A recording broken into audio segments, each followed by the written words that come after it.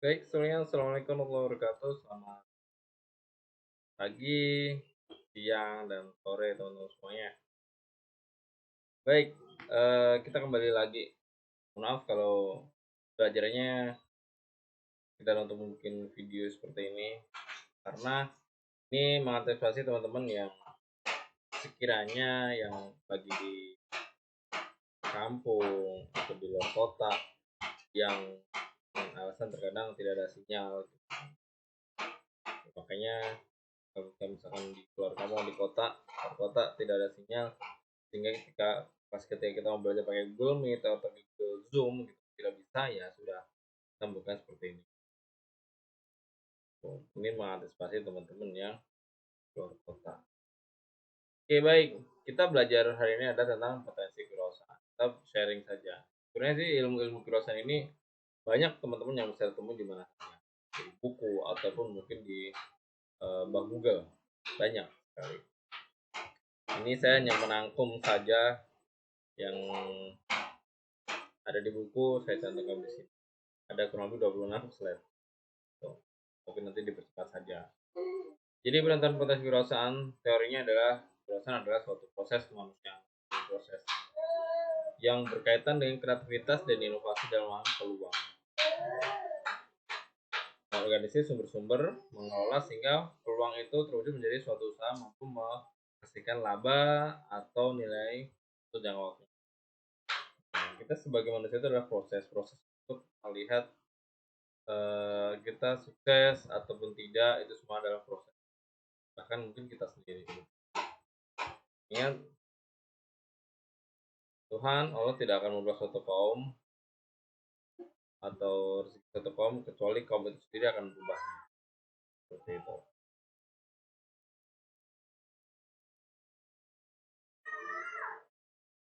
Oke, karakter berasa menurut David, karakteristik yang dimiliki oleh seorang berasa harus manusia rasa keunggulan bersaing. Jadi ada inovatif, kreatif, adaptif, dan ini kita harus, ya paling nggak kita tidak sepintar mungkin dengan orang-orang yang sudah sukses gitu. Paling nggak kan kita bisa belajar sekarang, kita bisa inovatif, kreatif, dan sebagainya. Oke, seorang wirausaha menurut David, jadi eh, berprestasi tinggi, mengambil risiko. Jadi berprestasi tinggi adalah ahli memperoleh prestasi. Prestasi di sini dalam artian tidak harus dalam bentuk suatu nilai, tapi adalah bagaimana kita bisa melewati proses-proses kehidupan ini, atau kita bisa menciptakan peluang-peluang usaha. Itu adalah prestasi gitu ya. Ketika kita sukses, ya itu prestasi kita. Bahkan bukan hanya satu dua orang saja yang suka gitu, yang senang, bahkan mungkin keluarga kita, orang-orang terdekat kita, lingkungan kita, bahkan kali ya kita sukses. Apalagi berwirausaha terus kita bisa membantu teman, saudara, orang terdekat. Mengambil resiko, mereka tidak takut mengambil resiko. Rasa takut pasti iya pas ketika kita memulai usaha, tetapi kita juga harus bisa bagaimana resiko-resiko itu bisa terkurangi gitu. Kita harus punya satu catatan bagaimana usaha kita bisa keluar dari resiko. Mereka tanggap, mengenali, dan memecahkan masalah yang dapat menghalangi kemampuan itu juga memecahkan masalah. Suatu masalah pasti semua orang akan punya usaha.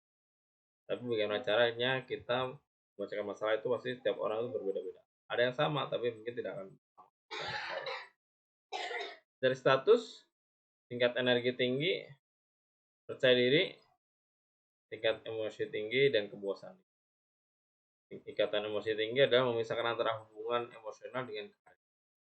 Ketika kita emosional dan karir dalam artian di sini adalah biasanya kalau kita kerja di perusahaan, kalau kita menggunakan emosional, ego, itu kita kan pasti akan apa ya, tidak nyaman dengan teman-teman yang ada di kantor kita. Biasanya seperti itu.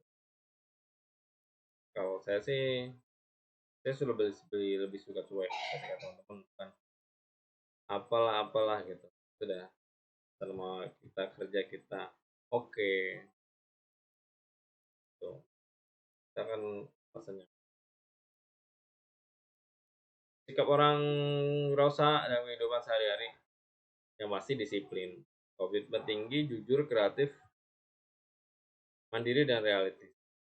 Disiplin gitu kan, contoh satu, jadi pas ketika kita punya apa ya, kerjasama waktu gitu kan, ketika kita ada ketemuan meeting bareng sama teman segala macam, ya kita harus mengutamakan kedisiplinan. Jangan sampai kita sudah ada janji, misalkan kita produksi terus ngambil barang gitu kan, bahan baku, terus kita tidak sesuai dengan tepat waktu. Terkadang partner yang biasanya dengan kita jangan jangan sampai dia kecewa dengan kita juga. Satu contoh gitu kan, seperti itu. Ini contoh kecil aja gitu ya. Tukang bakso itu kalau penggilingan itu pagi jam 3 mungkin mereka buka, sampai jam 8 siang aja, 8 pagi ya, jam 8 pagi. Selebihnya kalau teman-teman misalkan mau siang mau ini menggiling itu udah nggak bisa. Tuh. Kayak bener pagi fresh tukang bakso. Komitmen tinggi. Nah, kita harus punya komitmen bagaimana kita menjaga relasi kita dengan baik. Ketika kita belanja bahan baku, kita harus apa ya, kerjasama juga gitu. Kita punya suatu komitmen. Jujur, ini yang dicari di dunia ini. Semua orang pasti menginginkan jujur. Ketika kita kerja, seorang menjadi seorang jujur itu dicari-cari bos. Orang jujur itu dicari banget. Kreatif dan inovatif, mandiri, realistis.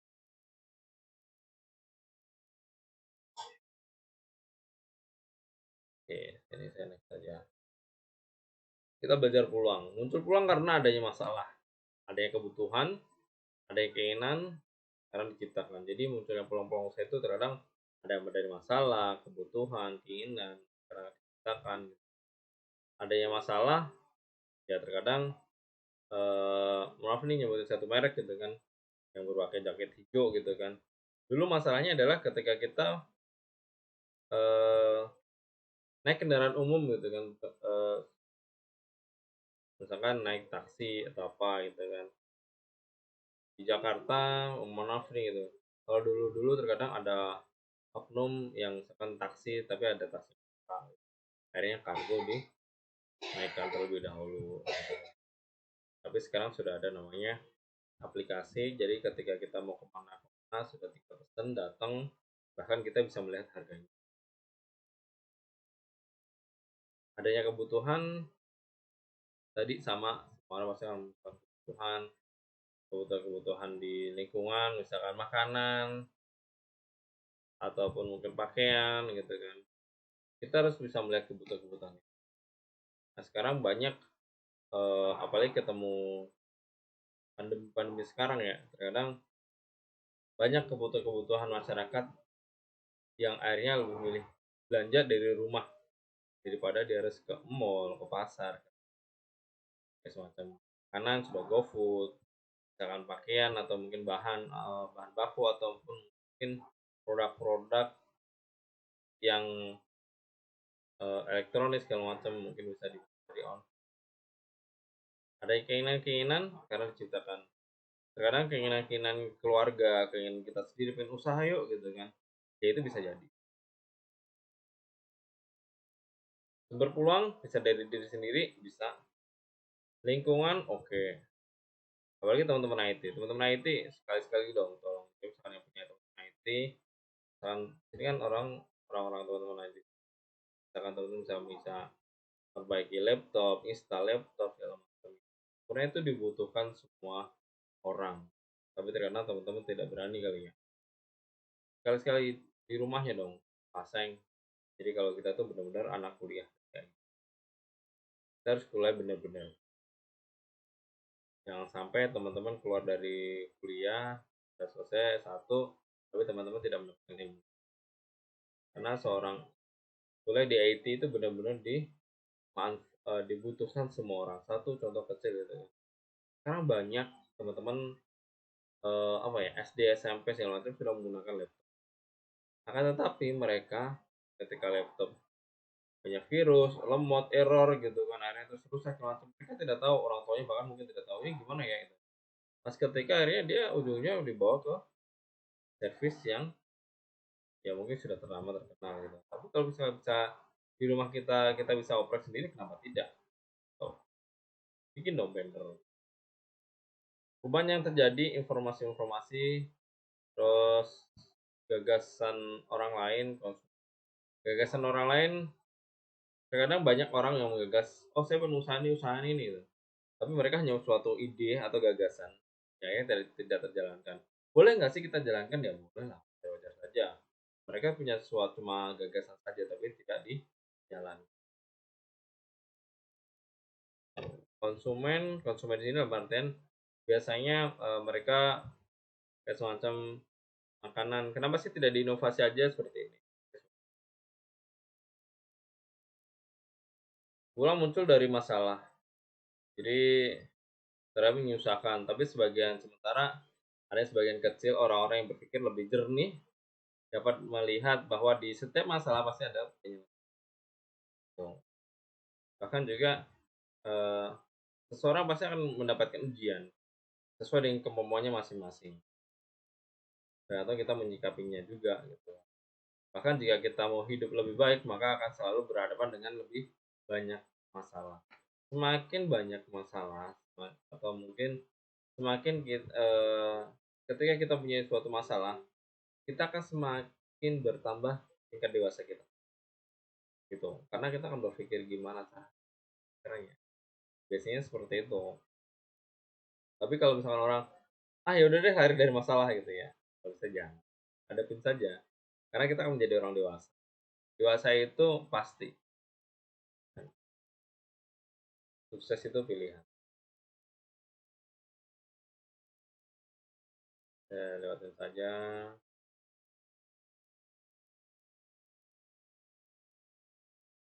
Ini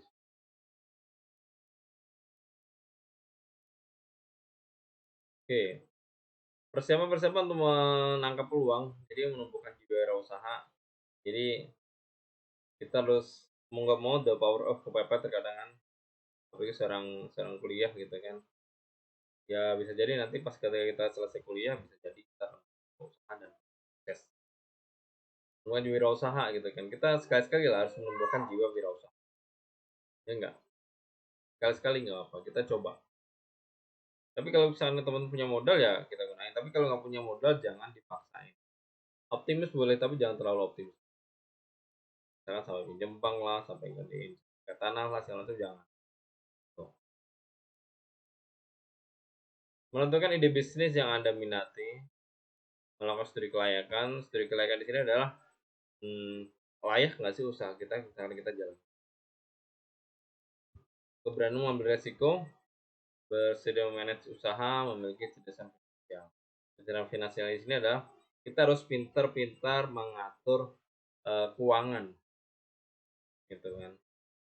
Banyak wirausaha-wirausaha yang sudah sukses, tapi terkadang dia tidak bisa mengatur keuangan antara keuangan yang masuk sama keuangan yang keluar.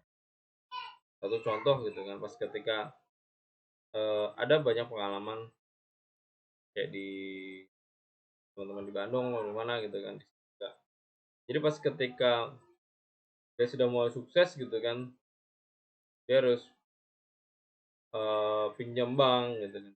Bank kemudian untuk memajukan, bukan untuk memajukan apa ya, usahanya, tapi malah buat dibeli, buat beli kendaraan mobil, buat gaya lah apa gitu. Akhirnya pas ketika usahanya harusnya mulai berkembang, pasaran, tapi uangnya nggak ada karena dibuat gaya. Oke, nah ini analisis SWOT. Apa sih analisis SWOT gitu kan? Jadi definisi analisis SWOT yaitu sebuah metode perencanaan strategi yang digunakan untuk mengevaluasi strength, weakness, opportunity, dan threat. Terlihat dalam suatu proyek bisnis. Bisnis usaha melakukan penentuan tujuan bisnis atau proyek mengidentifikasikan faktor-faktor internal dan Analisis SWOT itu menurut ada Tejo di penilaian asesmen terhadap hasil identifikasi situasi untuk menentukan suatu kondisi yang dikategorikan kekuatan, kelemahan, peluang, dan ancaman. Jadi ada SWOT itu kekuatan, kelemahan, peluang, dan ancaman. Tujuan analisis SWOT, kita harus punya nih catatan misalkan untuk mengenali tingkat kapasitas suatu organisasi atau badan melalui pengkajian atas faktor-faktor internal serta faktor eksternal yang dapat mempengaruhi pertumbuhan dan perkembangan. Baik, merupakan kondisi kekuatan yang terhadap dalam organisasi proyek atau konsep bisnis yang ada. Kekuatan yang dianalisis merupakan faktor terdapat dalam tubuh organisasi proyek atau konsep bisnis itu sendiri. Weakness, ada kelemahan. Jadi kelemahan di sini adalah kondisi di mana terdapat dalam suatu organisasi proyek atau jadi opportunities, peluang, kondisi peluang sekarang atau yang sedang berkembang untuk masa depan yang harus dihadapi. Ancaman nih, setiap usaha pasti punya suatu ancaman. Kondisi yang mengancam dari luar, ancaman jawaban proyek atau bisnis sendiri. Jadi yang itu adalah SWOT. Jadi kelebihan, kelemahan, peluang, ancaman. Contoh analisis SWOT, ini kerajinan bingkai foto dari daun kering, ini contoh aja nih ya. Karena kekuatan bahannya mudah didapat, gitu kan. Sama kayak semacam misalkan chicken gitu kan, fried chicken gitu kan. Sekarang banyak banget di jalan, yang banyak jualan. Ya kita tidak bisa apa ya mengejudge, oh dia plagiarisme atau mungkin ambil produk sama kita nih, nggak bisa karena kekuatannya adalah bahan baku mudah dicari kayak ayam banyak di pasar gitu kan, tepung, tapi yang menjadi kekuatan juga adalah eh, rasa gitu kan. Biasanya setiap outlet misalkan beda merek, mereka beda rasa. Kelemahannya kalau ini adalah daun, misalkan bingkai foto adalah daun mudah sobek atau pecah. Kalau tadi fried chicken juga mungkin kalau ayam kalau tidak habis hari pasti akan bau. Namanya kebersihan berbagai limbah di daerah.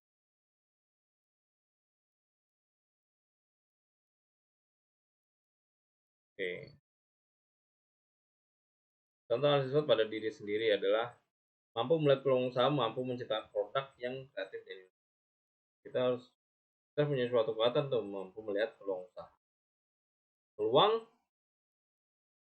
kita harus pandai bergaul. Lebih baik kita bersilaturahim ke orang-orang bisnis. Kita akan diajarin tuh ilmu yang pasti. Dalam artian ketika kita belajar seorang pebisnis, pasti kita akan termotivasi untuk